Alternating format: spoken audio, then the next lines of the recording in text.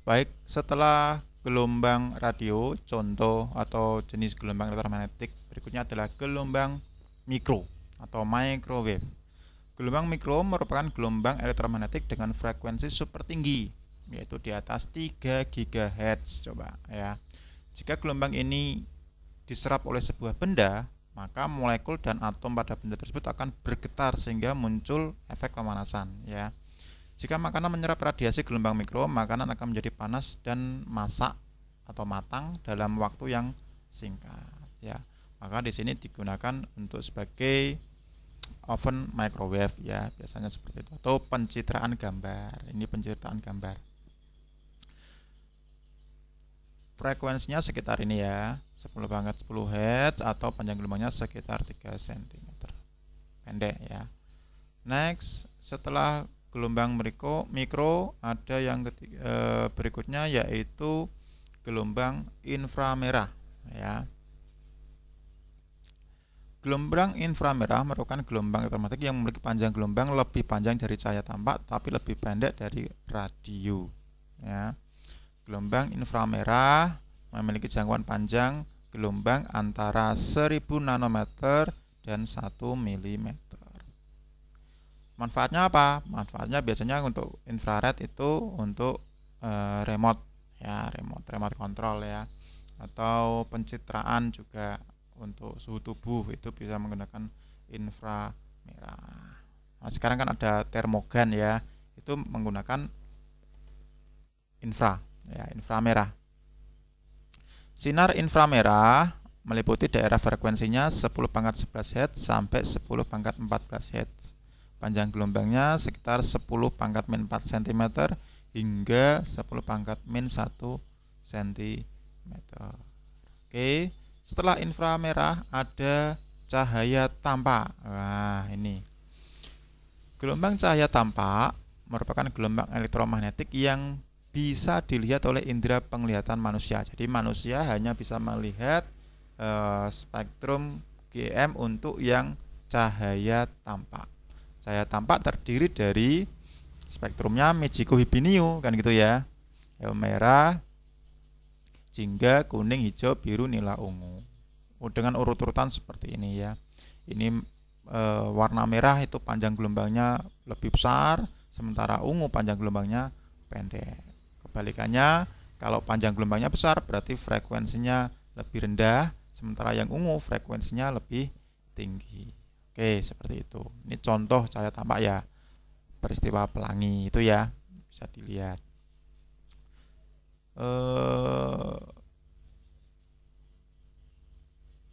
Ini adalah rentang panjang gelombang pada cahaya tampak ya.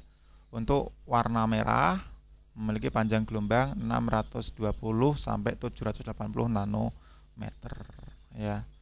Terus semakin ke ungu semakin pendek panjang gelombangnya, sampai ungu di sini panjang gelombangnya hanya 380 sampai 420 nanometer. Itu adalah cahaya tampak. Berikutnya ada gelombang ultraviolet atau ultra ungu. Untuk gelombang ultra ungu atau ultraviolet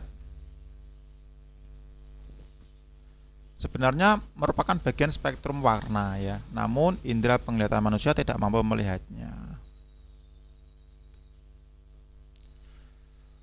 Cahaya ultra ungu mempunyai panjang gelombang yang sangat pendek dibandingkan warna yang lain ya. Hal ini menyebabkan cahaya ultra ungu mempunyai daya tembus yang lebih kuat. Karena apa? Energinya besar karena frekuensinya juga tinggi ya. Semakin tinggi frekuensi maka daya tembus juga semakin besar.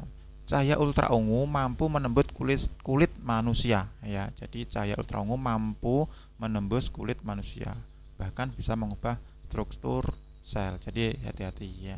Tetapi pada kadar yang rendah ya, cahaya ultra ungu membantu pembentukan vitamin D ya. Biasanya kalau kita berjemur di pagi hari ya, kisaran jam 8, 9 itu cocok ya, karena membentuk vitamin D pada tubuh kita.